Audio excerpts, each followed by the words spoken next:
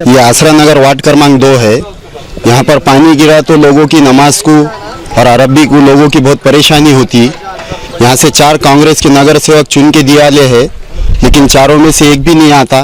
यहाँ पे लोगों के बहुत मसले है, लाइट नहीं है, यहाँ पे नाली नहीं है और यहाँ पे चिकड़ बहुत होता। कब से मसला? ये मसला कम से कम 5-6 साल से ये प्रॉब्लम है। यहाँ पे लोगों को बुलाते, कोई आने को तैयार नहीं है। 4 नगर सेवक कांग्रेस के चुन के दिए हुए हैं, गए तो उनके पास बोलते कि हम आ जाएंगे, कल आएंगे, लेकिन कोई आने के लिए तैयार नहीं रहता।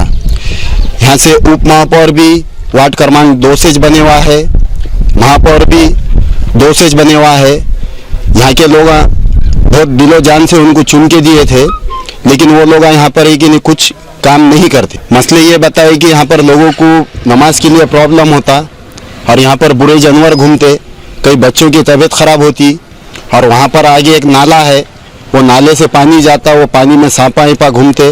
और कुछ यहाँ पे सबसे ज़्यादा बीमारी अगर कौन सी होंगी तो डेंगू की है, ये गंदगी की वजह से। महाराष्ट्र में मुख्तलिफ जगह पे कुछ बारिश ज़्यादा होने की जैसे रिपोर्ट है, उसकी तुलना में नांदेड़ की जो बारिश थी वो बहुत कम थी। लेकिन इतनी कम बारिश होने के बावजूद भी आज जो नांदेड़ के आतराफ में इलाके हैं, नांदेड़ शहर में महानगर पालिका के हद में आकर जिनको 12-15 साल से ज़्यादा वक्त हो गया, ऐसे इलाकों में भी महानगर पालिका का कोई डेवलपमेंट नहीं होने की वजह से लोगों को बड़ी बदहाली का सामना करना पड़ रहा है।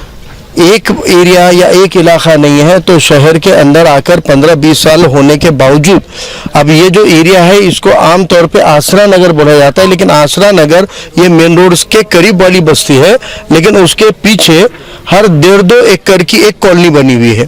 प्लॉटिंग हो गई, यहाँ पे लोग आकर बस गए, यहाँ पे घर बन गए पक्के, और 4 साल 5 साल 6 साल पहले तक कई एरिया में ड्रेनेज की लाइन डाली हुई है। अब एक सवाल मेरा महानगर पालिका से है, कमिश्नर साहब से है कि जिन एरिया में ड्रेनेज की लाइन मंजूर होकर ड्रेनेज का काम मुकम्मल होता है तो ड्रेनेज के फौरन बाद वहाँ पर रास्ता बनाना ये ज़रूरी होता है, क्योंकि ड्रेनेज के लिए जब खुदाई होती है तो वक्ती तौर पे जो भी पैदल चलकर रास्ता बन गया है वो भी रास्ता डिस्टर्ब होता है गड्ढे खोदने से। तो ड्रेनेज की पाइपलाइन बुझाने के बाद में कुछ अरसे के बाद, कुछ हफ्तों के बाद वहाँ पर पक्की सड़कें बनना ये ज़रूरी है, वहाँ पक्की नालियाँ बनना ज़रूरी है। अब क्या वजह है कि इस इलाके में आसरा नगर के पीछे की इन बस्तियों के अंदर ड्रेनेज के पाइप आकर 4 से 6 साल हो गए, लेकिन अब तक पक्की नालियाँ नहीं बनी है, अब तक पक्के सड़क नहीं बने हुए। ये एरिया के लोगों के वोटों पर 2-2 बार यहाँ उप महापौर चुना गया है, इस एरिया के लोगों पर स्टैंडिंग का चेयरमैन चुना गया है, इस इलाके के लोगों ने चुनकर दिए हुए नुमाइंदे को महापौर बनने का यहाँ पर मौका मिला है।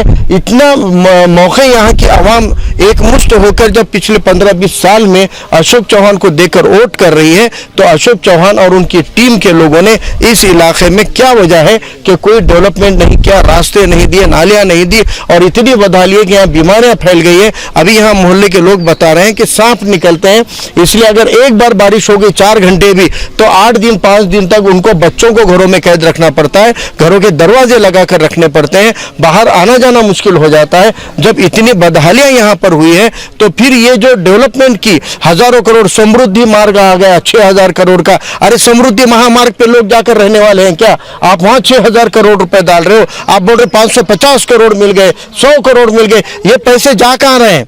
ये पैसे जा कहाँ रहे? गुर्तागद्दी के तब वक्त में 1600 करोड़ राज्य सरकार के आए थे, केंद्र सरकार के 2200-2400 करोड़ आए थे, 3 से 4000 करोड़ रुपए उस वक्त आया हुआ, वो हजारों करोड़ रुपए गया कहाँ पर है?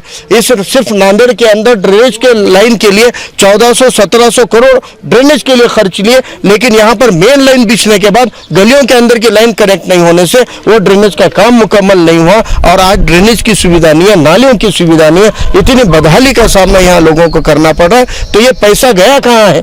शहर का विकास आप खाली एयरपोर्ट को जाने वाले सड़क को दुरुस्त करके या 2-3 फ्लाईओवर बनाकर नहीं होता है, तो लोगों के जीने मरने के सवालात को हल करने से होता है। लोगों के बारिश के अंदर, गर्मियों के अंदर, सर्दियों के अंदर उनकी हिफाजत करने ये पहली जिम्मेदारी महानगर पालिका की होती है। 3 से 4 टर्म हो गए हैं कि लगातार यहाँ पर अशोक चौहान की सत्ता महानगर पालिका में, और इस बार रिकॉर्ड तोड़ सत्ता आई है। 81 में के 73 नगर सेवक अशोक चौहान को लोगों ने चुनकर दिए, इतनी मेजोरिटी है। पहले तो बोलते थे विरोधी पक्ष काम नहीं करने दे रहा है, अब तो विरोधी नाम का कोई पक्ष ही नहीं रहा है काउंसिल के अंदर। और जो भी 5-7 चुन के आए हैं वो तो खामोशी के अंदर क्या ले दे के खामोश बैठ जाते हैं। कोई सभागृह के अंदर विरोधी पक्ष का, विपक्ष का इन मोहल्लों को लेकर, इन बस्तियों को लेकर आवाज नहीं उठती है।